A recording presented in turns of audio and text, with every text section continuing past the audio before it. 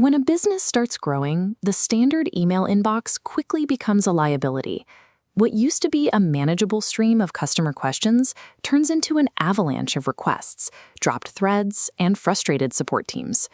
Commercial help desk platforms fix this chaos by organizing those requests into trackable tickets. But they introduce a new problem. They tax your growth. Almost all modern commercial platforms charge a licensing fee for every single agent you add to the system.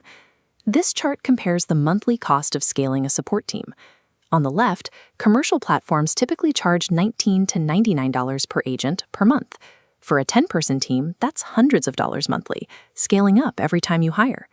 On the right, self-hosting a ticketing system on a standard server costs a flat $15 to $30 a month, regardless of your headcount.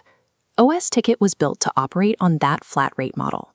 It is an open-source ticketing platform that has been in active development since 2003, designed specifically to eliminate per-agent licensing fees entirely, which brings us to the real trade-off. You have to decide if avoiding those monthly SaaS fees is worth using software with a 20-year-old architecture, or if an older interface is just going to create friction for your team somewhere else. Let's be clear right away. osTicket's user interface feels noticeably dated compared to modern alternatives like Zamod or Chatwood. So we are going to look past the aesthetics. We need to evaluate the raw mechanics, how well the core ticketing engine performs, the reliability of its service-level agreement tracking, and what it actually takes to deploy and maintain the system. This evaluation is geared specifically towards small and medium enterprises that manage a moderate volume of customer support requests. For these businesses, the decision needs to rest on functional reliability and cost efficiency, rather than chasing the newest interface designs. To evaluate osTicket's capabilities, we will use this quadrant chart to compare implementation effort on the horizontal axis against operational impact on the vertical axis. We start with infrastructure. Deploying it yourself requires configuring a standard PHP and MySQL-compatible server. The outcome here is financial scalability. Your operating costs remain capped at that flat server rate, keeping overhead predictable even as your support team doubles or triples in size. The trade-off is that you take on the complete burden of data backups, security patching, and ongoing maintenance. If you lack internal IT resources, you'll need to pay for their cloud-hosted option instead. Next is core intake. Getting started means configuring email piping and custom web forms to route incoming requests. This automatically converts unstructured emails into trackable tickets, and collision avoidance prevents multiple agents from working on the same issue simultaneously. But there is a clear limitation. The intake system is strictly focused on email and web forms. You will not find native support for social media messaging, live chat, or SMS here.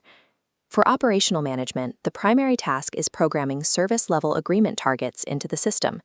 This delivers automated tracking, escalation roles, and detailed reporting to ensure your team is hitting their committed response and resolution timeframes. The downside is that you are relying on a fairly rudimentary automation engine. It lacks the visual, drag-and-drop workflow builders you see in newer help desk platforms. Finally, we have to look at the user experience. You are committing your support team to working within a legacy software architecture. Because it has been refined over nearly 2 decades, DAB architecture is stable, fast, and largely bug-free. Yet it forces your agents to use an interface that lacks the aesthetic polish you'd get from a tool like Chatwood.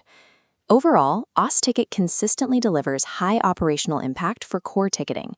You just have to be willing to accept the technical effort of hosting it and the limitations of its legacy design. Ultimately, osTicket makes a very specific trade. It sacrifices interface vanity and multi-channel breadth in exchange for reliability and financial scalability. This decision tree helps determine if you're a fit. First, do you need social media or live chat? If you do, explore Zamod instead. If you don't, ask yourself, is avoiding per-agent monthly fees a priority? If yes, osTicket is your target. This maps perfectly to small and medium enterprises handling moderate support volumes through email. If you prioritize budget and stability over having the sleekest user interface, this platform delivers. However, if your organization requires complex automation, true omnichannel support, or if you simply lack the IT bandwidth to manage a PHP server, you should avoid self-hosting this software. osTicket serves a specific niche, teams seeking the highest possible return on investment for their basic support operations. If that matches your operational needs, start exploring the demo environment on the official osTicket website. Validate that the interface works for your team before committing to a full server installation. Next episode, we're wrapping up this module with Free Scout, a great alternative if you're looking for lightweight, shared inbox simplicity. osTicket proves that for the right business, operational reliability and a fixed price tag will always outlast passing interface trends.